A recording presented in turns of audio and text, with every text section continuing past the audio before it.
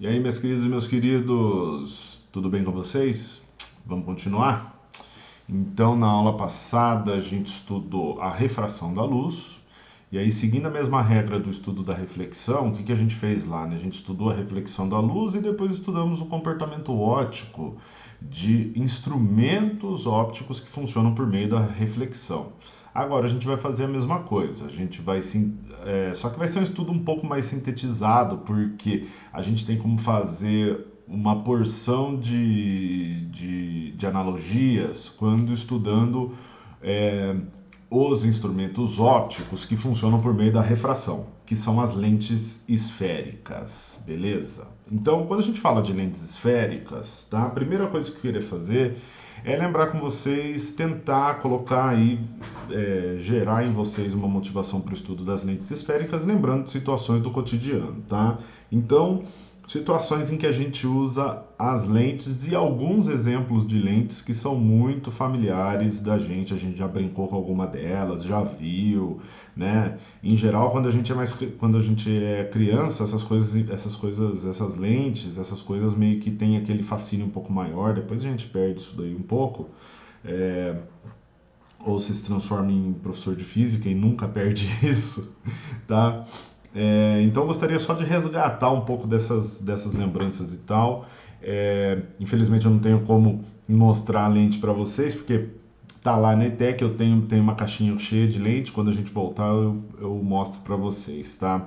Então, primeiro, a lupa, todo mundo provavelmente já deve ter contato com uma lupa, já deve ter visto uma lupa, né? Uma lente que a gente usa para aumentar, né? Ela fornece uma imagem aumentada dos objetos, beleza? Tá? Nós temos também esse tipo de lente aqui que é muito comum em algumas portas, né? Vocês estão ligados? Acho que chama olho mágico, né? Eu lembro que na porta da casa do meu pai lá tinha o olho mágico. Você olha pelo olho mágico, você consegue é, perceber, ter um campo visual grande ali. Ele é meio que o análogo, o olho mágico é o análogo do espelho da guarita, tá ligado? Só que funciona por meio de refração, obviamente. A luz passa pela lente, a gente fica do outro lado, né, da lente, ok? Os óculos, certo? Eu coloquei essa imagem totalmente exagerada aí, né? De uma pessoa que tem miopia. É, eu falo exagerada, mas enfim, deve ter alguns graus de miopia que chega a isso, pensando que os objetos, né, que são os prédios e tudo mais, devem estar bem distantes, mas provavelmente é uma montagem essa imagem aí. É, em certa medida é verdade, tá? Quem tem miopia tá ligado que é mais ou menos assim mesmo, tudo bem? Eu mesmo provavelmente já não cumprimentei muita gente na rua ou já ignorei muita gente porque estava sem óculos. Quem tem miopia tá ligado que é assim que funciona, tá? Existem outros instrumentos ópticos, tecnologias que a gente utiliza também e que funcionam por meio de lentes, como os projetores, tá? Aqui você pode pensar também nas projeções do cinema, beleza? Tá? Aquele aparelho tem uma lente para dar uma imagem aumentada, projetar uma imagem aumentada. Veja que eu estou falando já de imagem projetada, né? Isso é imagem real, então tudo isso vai entrar no estudo de hoje também. E outros instrumentos ópticos, tá? Que são mais utilizados por pessoas que têm uma profissão específica, né? A pessoa precisa usar um binóculo, tá? Ou a pessoa é um astrônomo, trabalha fazendo observações, né? Eu coloquei só esse telescópio aí para a gente lembrar que também que as lentes, assim como os espelhos, tá, tiveram um impacto bastante grande no desenvolvimento tecnológico, né? E na ciência como um todo, beleza? Então hoje a gente vai fazer um estudo, a gente não vai ficar falando tanto de instrumentos ópticos, porque a gente vai estudar as lentes. Tá? Na próxima aula eu vou falar de instrumentos ópticos, tudo bem? Inclusive um que é muito importante para a gente, que é esse cara aqui, o zóio. Muito bem. Então, quando a gente estuda as lentes esféricas, primeiro a gente começa com a classificação das lentes, tá? Em termos de construção de tipos de lente, a gente tem uma variedade muito maior do que espelhos, tá? Elas podem ser construídas de várias formas. E a construção delas, eu gostaria que vocês pensassem mais ou menos nessa imagem, tá? A lente, ela funciona refratando a luz. Então, a luz vai passar pelas duas faces dela, certo? Deixa eu pegar bem canetinha aqui, tá? Então, a luz vai passar... Ai, me perdoe, gente.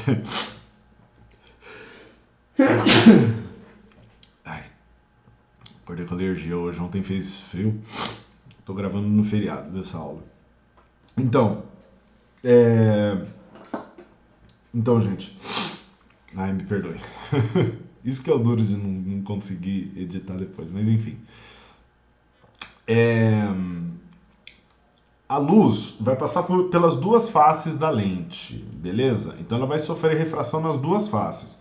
Uma lente esférica, ela pode ter as duas faces esféricas e pode ter faces esféricas com raios de curvatura, tá? Diferentes. Pode acontecer. Ou pode acontecer dela ter uma face esférica só e a outra ser plana, certo? Nesse caso a gente está vendo uma lente aí que tem as duas faces convexas, certo? Mas não tem problema nenhum. Será que ela não pode ter as duas faces côncavas? E uma côncava e uma convexa? E uma plana e uma côncava? Você entende o que eu estou querendo dizer com várias possibilidades de construção para as lentes? No caso dos espelhos, ou é côncavo ou é convexo, certo? Beleza? Tá? Quando eu tô falando de esférico, obviamente, tá? Existem espelhos cilíndricos, enfim, na aula eu devo ter comentado rapidamente sobre eles, tá? Se eu não comentei, tá ligado naqueles brinquedos de parque de diversão, que tem uma sala que tem espelhos, e tem uns espelhos que dão uma imagem toda torta e tal, tem vários espelhos que são cilíndricos ali, tá? Espelhos cilíndricos são utilizados também em algumas lojas, tá? Nos provadores, beleza? Tá? Não sei se você já percebeu, você coloca uma roupa na hora que você está provando a roupa lá no shopping. Eu sei que isso é uma coisa que está longe da nossa realidade, mas enfim, eu acho que você já deve ter feito, deve ter acontecido isso com você. Você prova, você olha no espelho e fala: Nossa senhora, eu tô gostoso, velho, eu tô gostosa. Nah. Aí você chega em casa e coloca a roupa e você tá assim. Então, acontece, viu? Tem disso mesmo, tá? Enfim, voltando. Tá? Vamos classificar as lentes. Primeiro, antes eu coloquei essa observação exatamente para eu não esquecer de falar.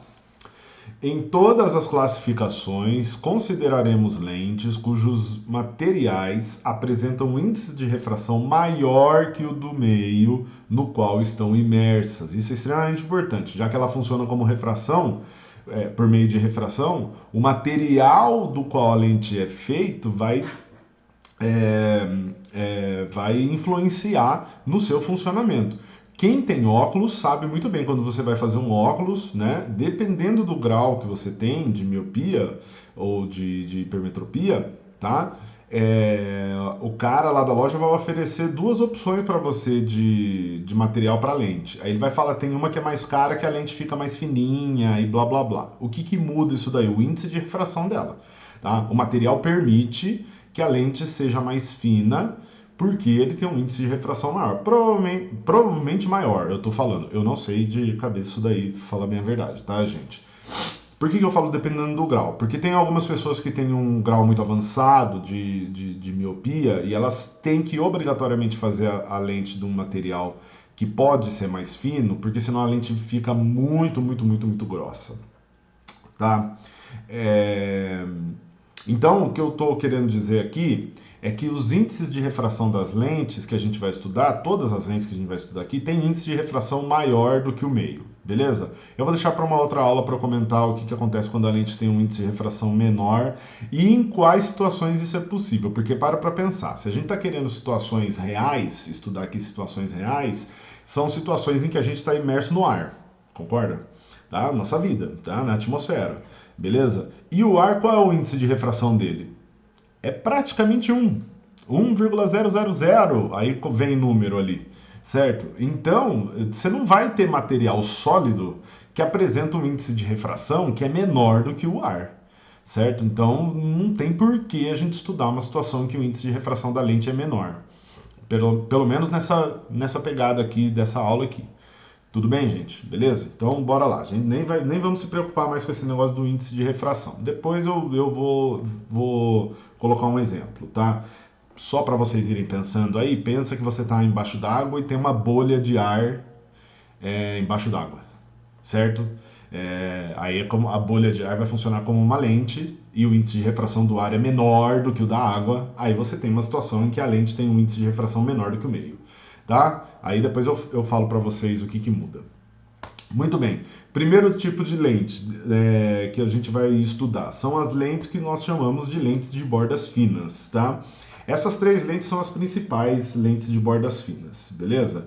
Nós temos a lente biconvexa, nós temos a lente plano-convexa, uma lente é plana, a outra é convexa, e nós temos uma face é plana, a outra é convexa, e nós temos a lente côncavo-convexa. Beleza? Elas são chamadas de bordas finas porque do centro para a sua borda ela vai ficando mais fininha, vai afinando. É assim que a gente descreve essa lente. Beleza?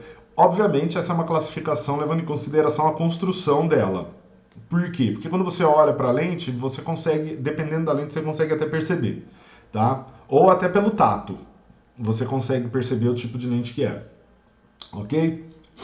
E nós temos as lentes de bordas espessas, né? Pode ver que do centro de todas elas, do centro para a borda, ela vai ficando mais grossinha, vai ficando mais espessa. Aí nós temos a lente bicôncava, a plano-côncava e a côncavo-convexa. Beleza? Tá? O que eu quero reforçar aqui? As lentes de bordas finas têm um determinado comportamento óptico e as de bordas espessas têm um comportamento óptico oposto. Seria a mesma coisa da gente comparar espelho côncavo com espelho convexo, tá? Lembra lá na aula de espelhos esféricos qual o tipo de classificação que eu fiz? Eu mostrei para vocês que o espelho côncavo, quando vinha um feixe de luz de bastante distante, né? Ou seja, luzes,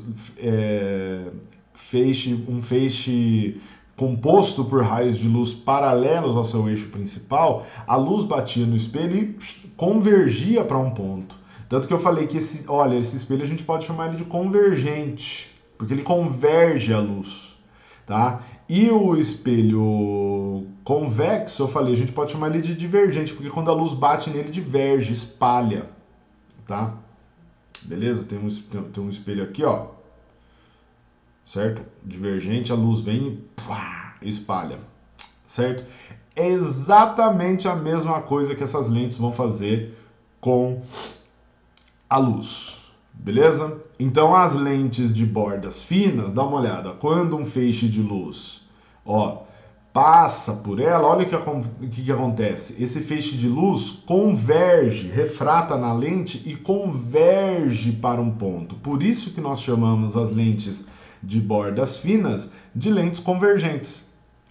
E o comportamento óptico delas é análogo ao comportamento óptico de espelhos côncavos, tá? Vou mostrar até com mais detalhes isso daí daqui a pouco para vocês, tá? Da mesma forma, a gente pode falar que as lentes divergentes, dá uma olhada, as lentes de bordas espessas são divergentes porque você tem o feixe aqui,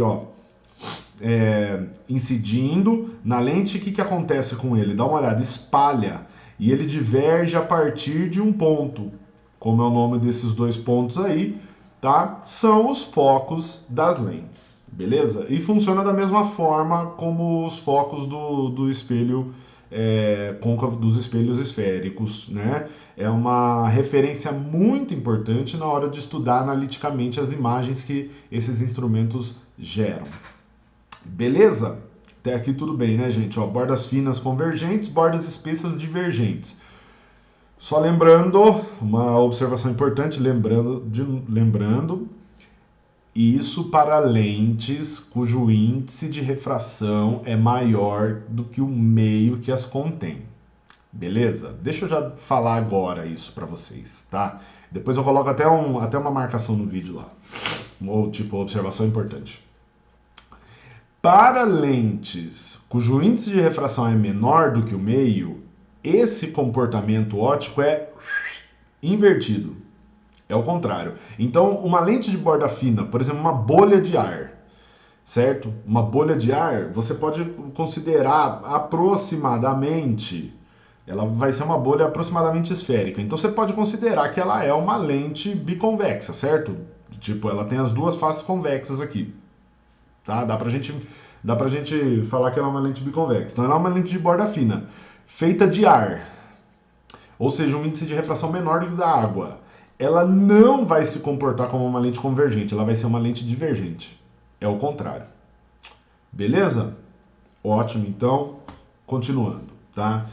Do mesmo jeito que lá nos espelhos esféricos nós temos espelhos que dão uma imagem bastante nítida do objeto que elas estão refletindo a luz, né?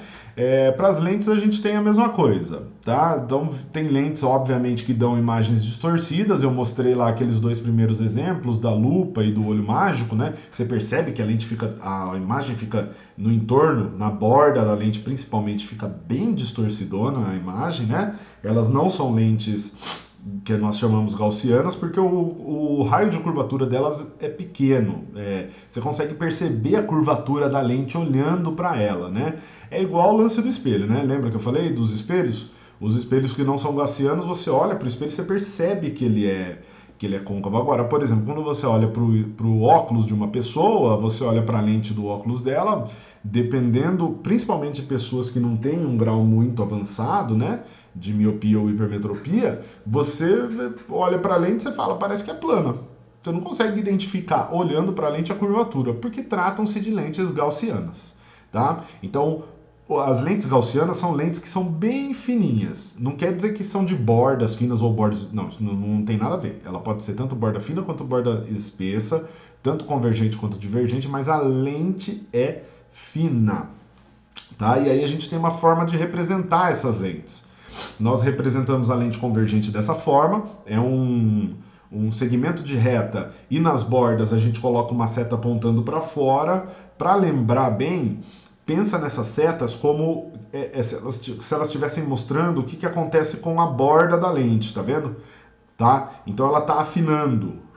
Trata-se de uma lente convergente, de bordas finas. Claro, considerando um índice de refração maior do que o do meio, lembra disso, papapá. E a lente divergente, tá? É uma representação muito semelhante, um segmento de reta, e nas bordas, nas extremidades do segmento de reta, nós colocamos duas setas apontando para o centro, mostrando que do centro para... essas setinhas que eu coloquei, não gostei, tá? Deixa eu pegar aqui porque senão vai ficar marcado depois isso daí, gente. Quando vocês forem ver, né? Aí tem que ser para fora assim, ó.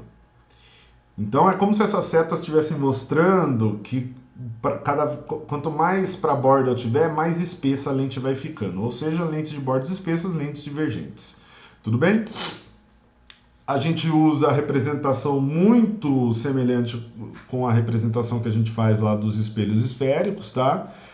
Nós temos aí o eixo principal da lente, a letra O ali chamado de centro óptico, o F é o foco e o C é o centro de curvatura. Esse ponto C, que eu estou chamando de centro de curvatura, tá? Tem muita gente que chama também de ponto anti-principal, letra A. Aparece uma letra A aqui.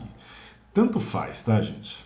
Tanto faz. Esse ponto, na verdade, é só você lembrar que é um ponto que está a uma distância do centro óptico da lente, que é esse ponto O, que é o dobro do foco, ou seja, um raio de curvatura da lente. Beleza? Tá? Uma coisa que é importante falar agora nesse momento é que sim, a lente apresenta dois focos. Por que ela apresenta dois focos? Porque ela tem duas faces esféricas. Pelo menos as lentes que a gente vai estudar. Tá? As lentes que a gente vai estudar para fins de formação de imagens são lentes que têm ambas as faces esféricas. Então ela vai ter dois focos e dois centros de curvatura. Tá? Por isso que tem uma distância focal para cada lado. e um centro de curvatura para cada lado. Ah, mas e se ela tiver duas faces esféricas, professor? E de raios diferentes? Aí ela vai ter uma distância focal que depende desses dois raios de curvatura. Tem até uma equação chamada equação dos fabricantes de lentes, que a gente não vai ver nessa aula, a gente vai ver na outra, tá? Que a gente consegue calcular qual é a distância focal dessa lente por meio dos dois raios de curvatura. Em geral, essas lentes elas têm um funcionamento que é um pouco diferente de lentes que são simétricas, digamos assim. Por quê? Tá? Porque ela já é projetada para ser utilizada com uma certa orientação. Por exemplo, as lentes dos óculos, certo? Se você pegar seu óculos e fizer assim, ó, tá? Você vai ver que até vai enxergar definido, certo? Se você fizer isso com seus óculos. Mas você vai ver que fica meio estranho, né? Fica meio distorcida a imagem. Por quê? Porque as lentes não foram feitas para serem utilizadas com a luz passando primeiro por essa face de dentro. Não, ela foi projetada pensando na luz passando primeiro pela face de fora e depois refratando na face de dentro, antes de entrar nos seus olhos. Tudo bem? Beleza? Outra coisa importante de se lembrar aqui, bom, aí tem a legenda, tá? Para formar imagens em lentes, né, fazer a construção geométrica, tá? A gente vai usar o mesmo raciocínio empregado nos espelhos esféricos. Existem raios notáveis, na verdade os raios notáveis são os mesmos, eu nem vou demonstrar, eu vou só comentar com vocês. E eu coloquei essa imagem aí como exemplo, a imagem formada por uma lente divergente, só para lembrar que as lentes elas têm um funcionamento diferente a principal diferença das lentes para os espelhos é que você coloca um instrumento óptico entre o observador e o objeto. Então vai estar, imagina que o objeto aqui é a minha caneta, eu coloco uma lente entre eu e a caneta e eu olho para a caneta através da lente, certo? Eu estou fazendo isso com a minha mão e eu tenho um óculos na minha cara para falar, mas não sei o que eu faço. Tá bom? Então, por exemplo, o cara tá olhando para o objeto, mas o que ele tá vendo mesmo, esse observador que tá aqui, é essa imagem. Beleza? Tá? Se você tira a lente, ele tá enxergando o objeto sem ter o efeito da lente. Ok? Beleza? Tem outras situações que eu vou mostrar para vocês, que é o caso de uma lente que gera uma imagem real, ou seja, ela está projetando. Tá? Inclusive, eu vou mostrar isso agora para vocês, e já vou avisando que eu vou deixar essa construção para vocês utilizarem também. Lembra daquela construçãozinha que eu fiz no GeoGebra dos espelhos esféricos? Aqui eu fiz a mesma coisa, só que para lentes. Então aqui nós temos uma lente, aqui nesse azulzinho no meio, nós temos aqui o centro óptico dela, ó, e o foco. Você pode chamar de foco primário e foco secundário, ou foco 1 e o foco 2. Eu não vou chamar de primário e secundário, porque esses termos, se eu não me engano, tem uma regra para eles. E muda de acordo com a lente que você está estudando. Então é o foco 1 e o foco 2, tá? Não se preocupa, não tem problema essa história de foco primário e foco secundário. Quando o objeto está do lado esquerdo, a lente vai funcionar como uma lente convergente. Tanto que você pode ver que tem um raio de luz, ó. Tem um raio de luz que está incidindo aqui, ó, paralelamente ao eixo da lente, está refratando, passando por onde? Pelo foco. Nossa, professor, igualzinho o raio de luz que incide paralelamente ao eixo principal de um espelho esférico. Ele reflete passando pelo foco. Exatamente, é o mesmo raio de luz, tá? E o raio de luz que incide passando pelo centro óptico, dá uma olhada aqui, ó. Note que ele não sofre desvio na sua refração. É o análogo do raio de luz passando pelo centro de curvatura do espelho, que também a gente poderia também colocar aqui, tá? E o outro raio de luz que eu não coloquei aqui poderia ser o raio de luz passando pelo foco. Quando o raio de luz incide pelo foco na lente, ele refrata paralelamente, tá? Então se tivesse uma reta aqui, ó, tá? Ele ia refratar e passar paralelamente, beleza? É que no caso das lentes é mais fácil de traçar geometricamente a imagem só com esses dois raios de luz que eu estou mostrando aí. Tanto que eu vou mostrar todos os exemplos. Olha só que interessante. Quando eu tenho uma lente convergente, que é o caso do objeto do lado esquerdo desse risquinho azul que está representando a lente. Eu tenho um objeto que está a uma distância que é 2 vezes maior do que o foco, certo? Esse foco aqui tem 3 centímetros, beleza? Ele está entre o 2 e o 4 aqui, então o raio de curvatura está aqui no 6, beleza? Olha só, um objeto que está atrás do centro de curvatura, ele está gerando uma imagem que é real. Por que que é real? Porque essa imagem ela é gerada pelos próprios raios refratados, ó. Tá vendo? Tá vendo? Ó, aqui eu tenho raio incidente, raio refratado. Aqui eu tenho raio incidente, raio refratado. Quando são os próprios raios refratados que geram a imagem, nós temos uma imagem real. Fazendo uma analogia lá com o espelho. Quando os próprios raios refletidos convergiam para gerar uma imagem no espelho côncavo, a imagem era real também. É a mesma regra. É a mesma regra, gente. Aí eu vou aproximando e note que a imagem é invertida, real e menor, quando o objeto está atrás do centro de curvatura. Nossa, professor, mas é igualzinho o espelho esférico. É igualzinho, gente, igualzinho. Olha o que acontece com a imagem quando eu coloco o objeto exatamente no -6 aqui. Olha onde a imagem é formada. Exatamente no 6, ou seja, uma distância que é igual ao centro de curvatura. Olha o tamanho do objeto e o tamanho da imagem. Eu tenho até como programar aqui para mostrar o tamanho do objeto, o tamanho da imagem, o valor. Agora que eu pensei nisso, depois eu vou dar uma fuçadinha com o tempo, eu vou dar uma fuçadinha e coloco isso daí. Mas o tamanho do objeto e da imagem são iguais, tá? Agora, olha só, eu vou colocar o objeto entre o centro de curvatura e o foco. Olha a imagem.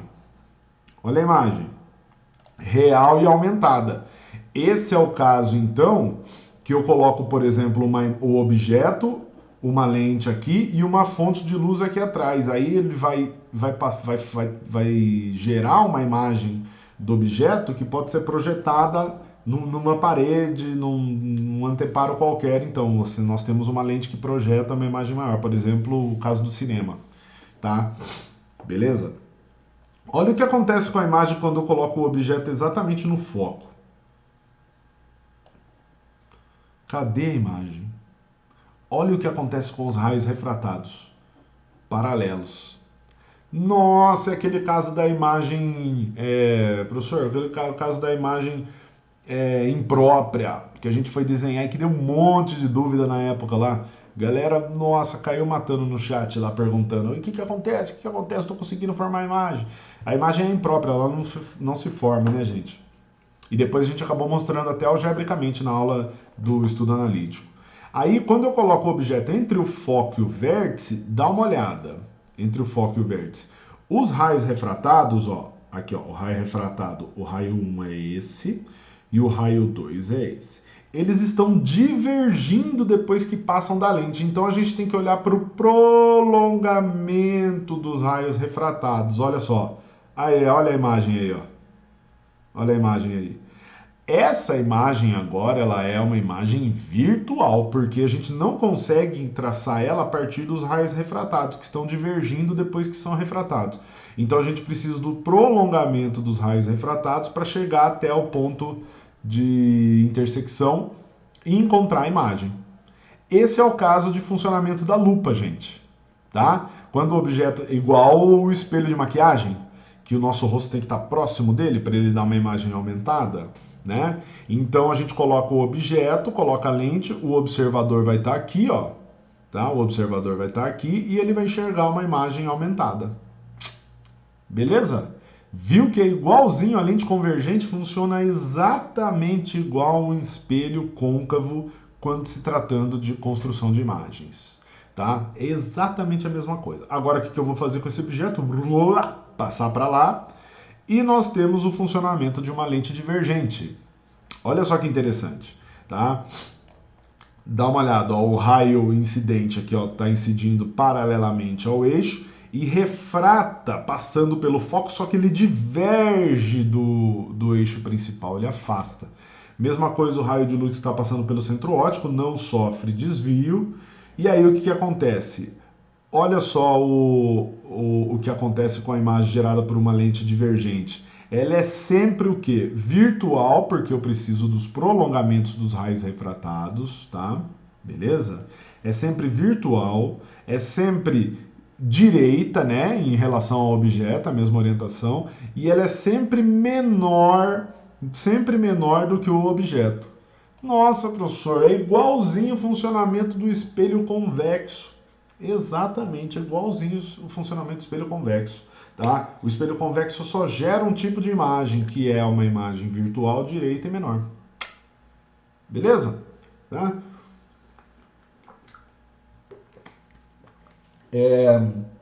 Eu vou tentar. Eu acho que eu devo ter. Eu não separei ainda, falar a verdade, que eu tava com pouco tempo essa semana aí, gente.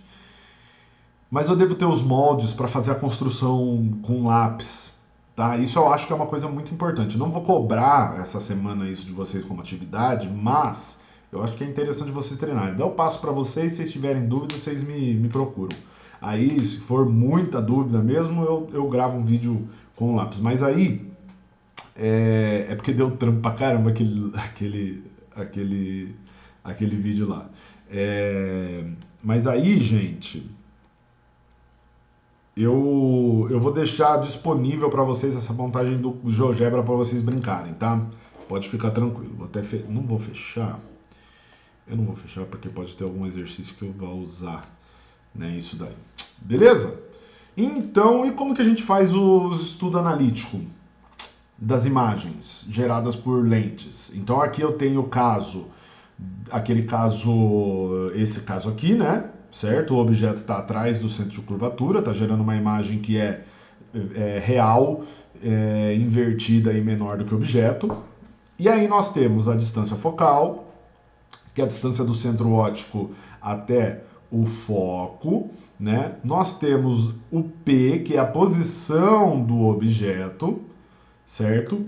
Nós temos o P', que é a posição da imagem. Nós temos o Y, que é o tamanho do objeto, e o Y', que é o tamanho da imagem. Professor, qual a relação entre eles? Porque a gente tem algumas equações lá para os espelhos esféricos, né? Bom, se o comportamento óptico dos espelhos esféricos e das lentes esféricas são os mesmos, você pode esperar o quê? Que as equações são todas as mesmas também. E é exatamente isso, tá? É exatamente isso. As equações são exatamente as mesmas. Os exercícios dessa semana nem vão ter graça, falar a verdade. Só aqueles mais teóricos mesmo, né? Que eu até coloquei alguns na tarefa para vocês. Mas os exercícios de álgebra que envolve cálculo e tal, nem vai ter graça. Porque é igual dos espelhos esféricos, tá? Qual a única diferença aí?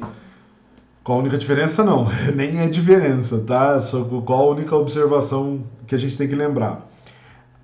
As lentes convergentes, que têm o funcionamento igual dos espelhos côncavos, você tem que considerar que o foco é positivo. E as lentes divergentes, você tem que considerar que o foco é negativo. Ah, e por que isso, professor? Lembra que a gente lá nos estudos dos espelhos estabelecemos uma convenção de sinais para o P' e para o Y', para a posição da imagem e para o tamanho da imagem?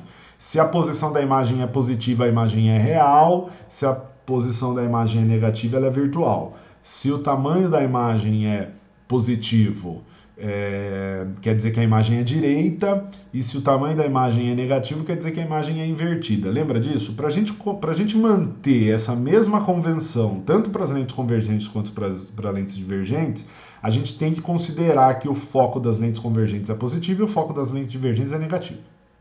A gente tem que considerar isso. Igual o foco do espelho côncavo e o foco do espelho convexo, respectivamente.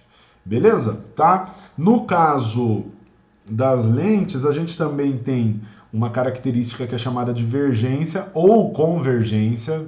Você também pode usar esse termo, que é calculado pelo inverso do foco. Tá? E por que esse inverso do foco ele é importante? Porque para pensar, o poder de convergência, digamos assim, de uma lente, o quanto que ela consegue convergir a luz ou divergir, tá? está inversamente relacionado com o foco. Por quê? Quanto mais distante, essa lente aqui, essa lente que a gente está usando como exemplo aqui, se o foco dela fosse aqui, um feixe de luz que vem paralelamente iria refratar passando em um ponto que está mais longe. Então, quanto maior o foco, menor é o poder de convergência dessa lente. Você está me entendendo? Por isso que a vergência é o inverso do foco. Inclusive, tá? É isso que a gente chama, o inverso do foco, que a gente chama no cotidiano de graus. Quando a pessoa fala, nossa, eu tenho 3 graus de miopia, cara. Fui lá no oftalmo, ele passou umas lentes para mim, eu tentei falar qual que era boa, qual que era ruim, porque não dá tempo, certo? Ele vai passando, não deixa de você decidir. E agora eu tô com 3 graus aí de miopia. O grau é essas dioptrias, que é a unidade de medida no Sistema Internacional da Vergência, tá? Cada dioptria aqui é 1 dividido por metro ou 1 metro a menos 1. Beleza? É 1 sobre metro. Porque é 1 dividido pelo foco, certo? O foco vai estar no Sistema Internacional que é metro. Então a dioptria é 1 dividido por metro. Beleza? Tá? Por isso que quando a pessoa fala assim, eu tenho 3, a outra pessoa fala, eu tenho 8. Aí você fala, nossa, o distúrbio visual dessa pessoa que tem 8 é muito maior. Que faz mais sentido, porque o número 8 é maior do que o 3. Imagina se a gente tivesse que fazer o contrário. Se a gente usasse o foco da lente para isso. Não faz sentido, né, gente? Por isso que tem a vergência da lente, tá? Beleza? Então vamos para os nossos exemplos de aula. Essa aula acho que vai ficar um pouco mais curta que o normal, hein? Que bom. Vamos lá. Exemplo número 1. Num anteparo situado a 40 centímetros de uma lente esférica, forma-se a imagem nítida de um objeto que está a 10 centímetros do centro óptico dela. Determine, letra A, qual é o tipo de lente utilizada. Bom, dá uma olhada. Essa imagem, gente, o cara tá falando que se forma, olha só aqui, ó, vou até colocar de verde. Num anteparo, tá? Se a imagem é formada num anteparo, quer dizer que essa imagem é o quê? Real. Quer dizer que essa imagem é real. E eu acabei de falar para vocês que a lente divergente ela funciona igual um espelho convexo, ou seja, só gera imagem virtual. Qual é o único tipo de lente que pode gerar imagem real? Uma lente convergente. Então nós já sabemos que na letra A trata-se, você pode escrever bonitinho, trata-se de uma lente convergente. Tá? Beleza? Porque a imagem é real. Tá? Você já sabe que a imagem é real, então a lente tem que ser convergente. Letra B. Qual é a distância focal dessa lente? Bom, vamos lá. Ele falou que a imagem é formada a 40 centímetros da lente. Se a imagem é formada a 40 centímetros, esse 40 centímetros aqui é a posição da imagem. E a gente coloca positivo porque a imagem é real, certo? E o objeto, ó, ele está a 10 centímetros da lente. Isso aqui é posição do objeto. Então a gente tem o P e o P'. Como que a gente encontra o foco? Equação dos pontos conjugados. Não sei se vocês procuraram outro nome que essa equação tem, geralmente galera que dá aula para pré-vestibular, que é uma coisa meio infame, né? Mas enfim, fica para outra hora isso daí. Na minha aula não vou falar não. Ó, então vai ficar 1 sobre 40 não, porque é 1 sobre P, né? Vamos manter a ordem aqui. 1 sobre 10 mais 1 sobre 40 é igual a 1 sobre F. Então 1 sobre F fica... esse 1 sobre 10 aí, a gente pode pensar que é o quê? Multiplicar em cima e embaixo por 4, né? Ó. 4 sobre 40, é a mesma coisa que 1 sobre 10. Aí como os denominadores aqui são iguais, ó, basta a gente manter o numerador e somar manter o denominador e somar os numeradores. 4 mais 1, 5. Certo? O que eu vou fazer agora? Elevar esses dois lados aqui a menos 1. tá? Elevar a menos 1 quer dizer inverter a fração, tá, gente? Foco sobre 1, que é foco, é igual a 40 dividido por 5. Quanto que dá esse foco aí? É positivo, tá? Que é uma lente convergente. 8 centímetros. Beleza? Encontramos o foco. É muito parecido com os exercícios de espelhos, né? Eu falei para vocês, então pode ficar tranquilo aí. Letra C, o aumento linear transversal nesse caso. Bom, o aumento linear eu comentei com vocês que é o módulo da razão entre o tamanho da imagem e o tamanho do objeto, mas como nós sabemos, essa razão de proporcionalidade é a mesma mantida entre a posição da imagem e a posição do objeto, então você pode calcular dessas duas maneiras. Eu coloco o aumento linear transversal em módulo só para a gente ter aquela interpretação com respeito ao tamanho da imagem, tá?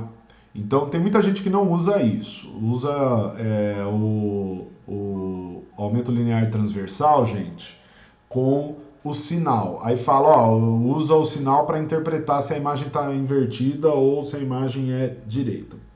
Tudo bem, não tem problema nenhum, tá?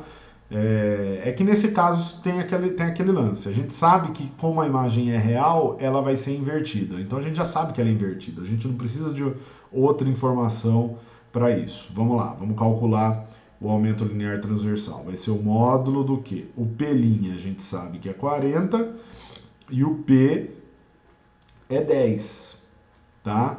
Então 40 dividido por 10 dá 4. O aumento linear transversal é igual a 4. O que isso quer dizer? Que a imagem é 4 vezes maior do que o objeto. Tá? A gente nem sabe qual é o tamanho do objeto no caso desse exercício aí. Mas a gente já sabe que a imagem vai ser 4 vezes maior. Beleza? Até usou menos espaço do que eu esperava. Vou deixar assim para que o PDF fique mais curto. Muito bem, então vamos para o exemplo 2. O exemplo 2 aqui que não ficou em negrito, não sei porquê. Vai ficar assim agora, pronto. Vamos então para o exemplo 2, tá? Em um experimento didático de ótica geométrica, o professor apresenta aos alunos o diagrama da posição da imagem conjugada por uma lente esférica delgada, gaussiana, tá? Pode pensar também, determinada por sua coordenada P' em função da posição do objeto, determinada por sua coordenada P. Então é um gráfico de P' por P. P' no eixo Y, tanto que tá aqui, né? Ó, P' no eixo Y e P no eixo X. Posição da imagem por posição do objeto. Muito bem. Ambas medidas em relação ao centro óptico da lente. Ótimo. Analise as afirmações. Aí na letra A ele coloca: a convergência da lente utilizada é 5 dioptrias. A lente utilizada produz imagens reais de objetos colocados entre 0 e 10 centímetros do seu centro óptico. E 3. A imagem conjugada pela lente de um objeto linear colocada a 50 centímetros do seu centro óptico será invertida e terá 1/4 da altura do objeto. Quais afirmações são verdadeiras ou qual afirmação é verdadeira? Então vamos ler um pouco esse gráfico aqui, né? Inclusive eu peguei ele preto e branco. Deixa eu dar uma na mão mesmo. Ô garoto, tá bonito, tem. Aqui, ó. Hã? Peraí, vamos consertar aqui. O primeiro ficou tão bonito, né? Tá bom. Tá bom. Só para dar uma reforçada aí. Vamos dar uma olhada nesse gráfico aí. Tá? Vamos ler com um pouquinho de cuidado esse gráfico. Vamos ler primeiro essa curva que está aqui, ó. Desse lado, tipo no primeiro quadrante ali. Certo? Vamos ler esse gráfico aí. Olha o que acontece aqui, gente. Primeiro, quanto maior é a posição do objeto, veja o que está acontecendo com esse gráfico. Está descendo assim, certo? Quanto maior é a posição do objeto, menor é a posição da imagem. E o mais interessante é que aqui sempre que a posição do objeto é positiva, a posição da imagem também é positiva. Então, quer dizer que está gerando uma imagem real. Se está gerando uma imagem real, tá vendo ó, que os valores são positivos, gente? E gerando imagem real, então essa lente aqui a gente já sabe que é uma lente convergente. A gente já sabe que a lente é convergente, já sabe que é convergente. Então a gente já pode até escrever aqui, só para lembrar mesmo. Ó, lente convergente. Tudo bem? Então foco positivo. Tá bom? Só para deixar claro aí. Ótimo. Agora, olha só que interessante. Olha só que interessante. Tá vendo essa reta aqui, ó? Eu vou marcar com esse azulzinho bem que destaca bem aqui. Tá vendo essa reta aqui? Veja que quanto mais próximo o valor do P vai ficando dessa reta, olha o que acontece com o tamanho da imagem. A posição da imagem vai tendendo para um valor, nossa, vai tendendo lá para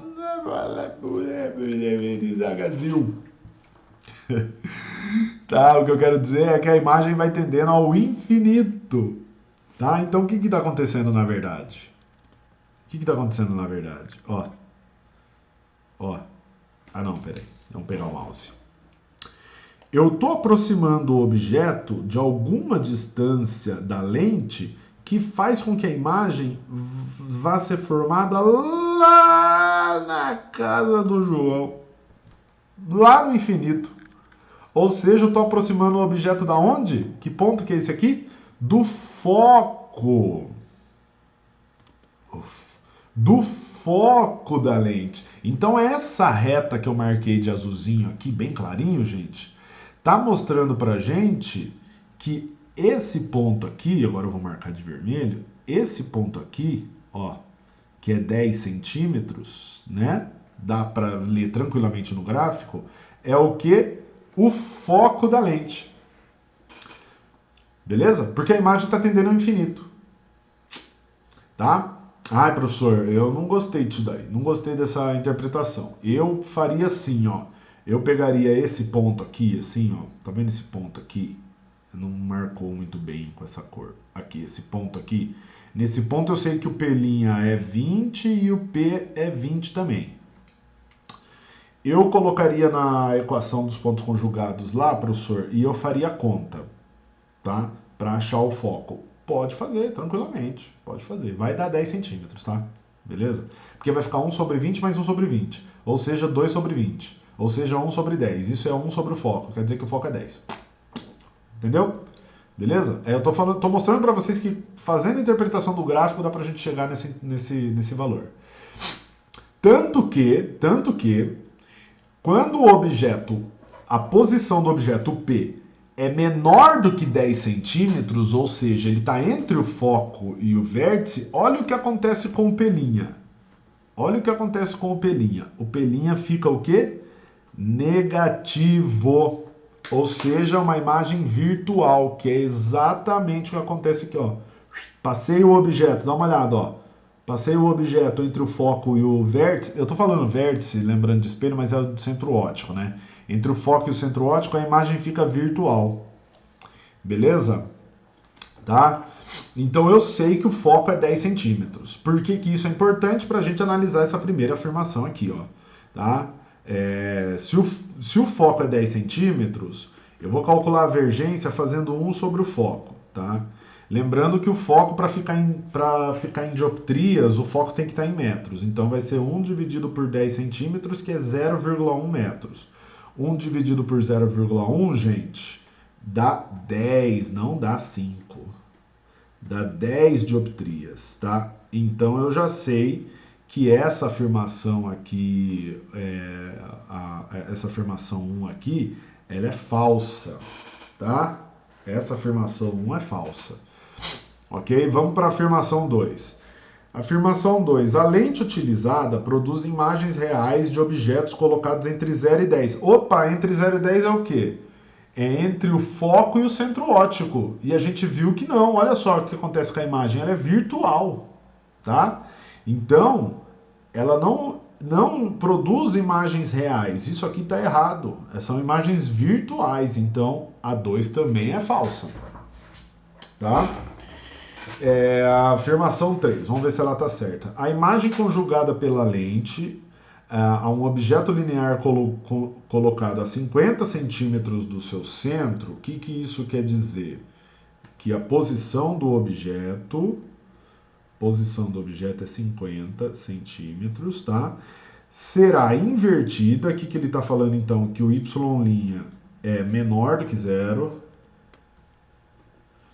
e terá 1/4 da altura do objeto. Será mesmo? Vamos calcular. O que a gente tem? A gente tem o foco, eu vou calcular aqui embaixo para não ficar muito apertado. Pera aí, galera. Cadê a barra? A barra de rolagem. Aqui, ó. Tá bom demais. O que eu sei nesse caso aqui? Eu sei que a distância focal é 10 centímetros na afirmação 3, né? E a posição do objeto é 50 centímetros. Vamos calcular o pelinha?